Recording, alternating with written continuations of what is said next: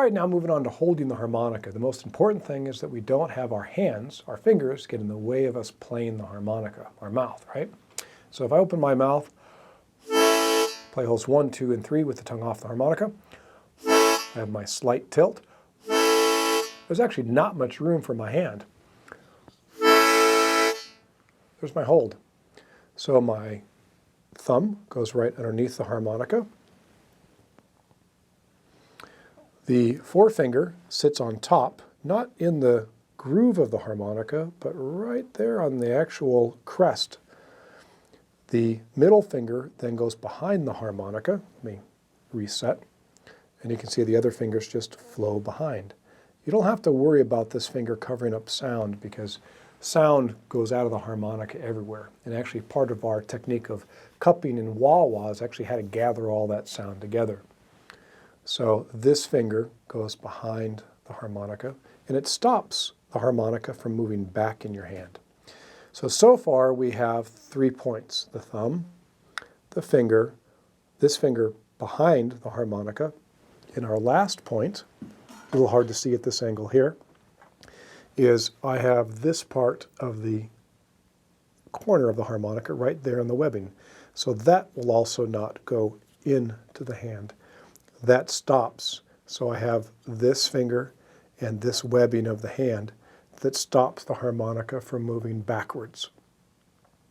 So it's not in here, but it sits in front right there. So that's our 4-point hold on the harmonica. Now you should be able to hold the harmonica just with your left hand and play.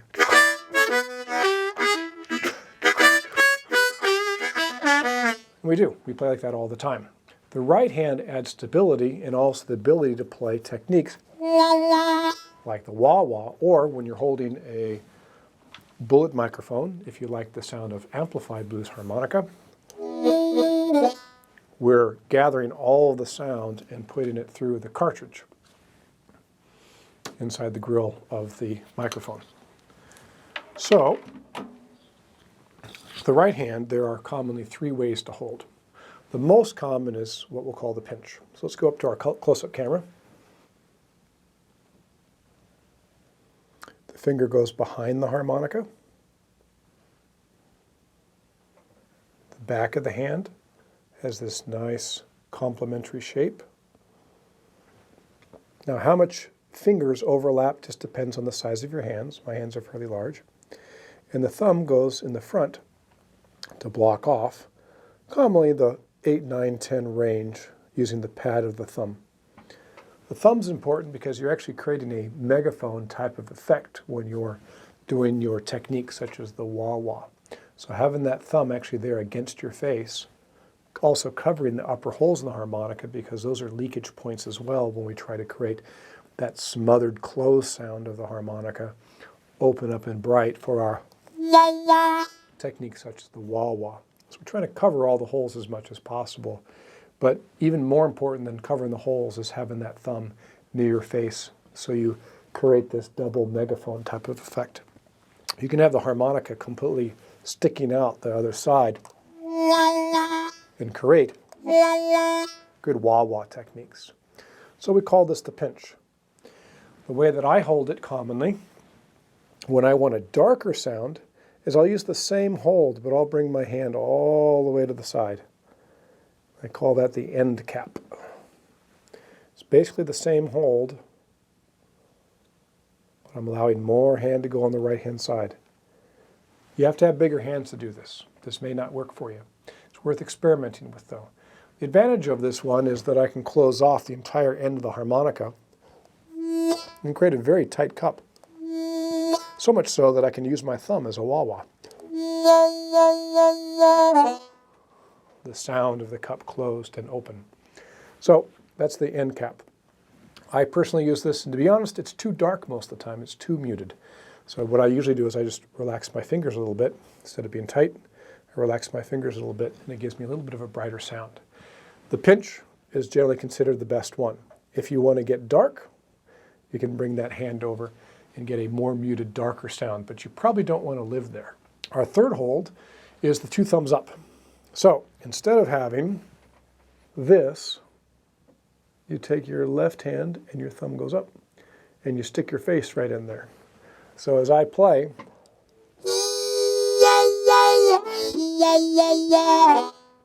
I've got both my thumbs are up. This will touch my face. This will touch my face. So as I play, we get all the angles here. And this is an extremely tight cup.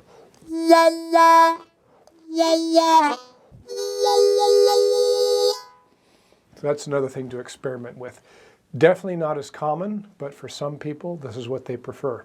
Some things to keep in mind when doing this is you don't want to have a death grip. If you find the back of your harmonica starting to squeeze in, you're holding too tight.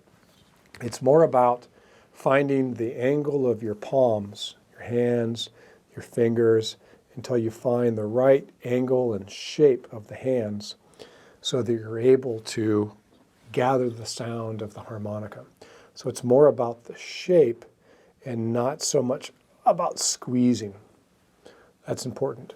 Also, when you practice this, I recommend you practice by starting with your palms and then bringing your hands in. So you hold with your left, put your palms together, maybe you can tilt it up so it's not putting so much pressure on this wrist, and then close. This overlap does nothing. So if you have smaller hands, if you find your palm too high, it's going to be very difficult to close the bottom. So slide your hand down so that your palms can touch, and then pinch. This overlap, like I said, that doesn't do anything for you. My overlap's there just because of the size of my hand. When you play on the bullet microphone, the hold is still the same. So as I have my left hand here, the microphone goes in. I'm just holding it with 2 fingers. I officially cover cupping the bullet microphone in the cupping lesson, but just to cover it really quick here, I'm holding with 2 fingers, and I have the grill of the microphone behind the meat of my thumb. That's very important. I don't want the grill to be here on the meat of my thumb because it makes the microphone much more difficult to hold.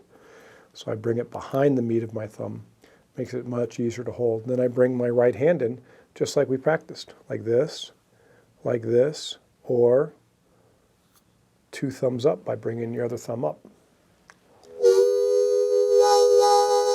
They're both the same, they're both the same cup, whether you're holding a microphone or not.